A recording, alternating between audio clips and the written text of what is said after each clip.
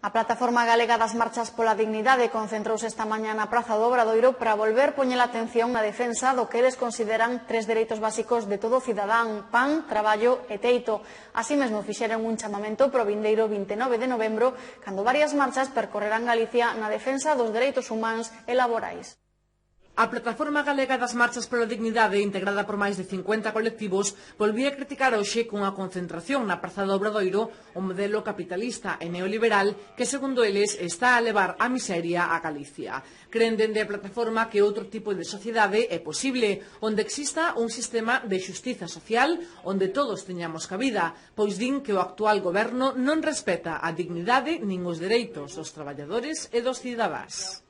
Róubanos, están a vender todo o que construímos neste Estado a potencias estranxeiras, a multinacionais estranxeiras, están a vender todo o que noso, traen a sanidade, a educación, entón claro, iso a costa de que a xente sufra, non? Temos paro juvenil, temos paro, temos miseria, unha situación de fame incluso de nenos neste Estado que están pasando fame, eso non se pode consentir, un goberno que consiente eso non é lexítimo.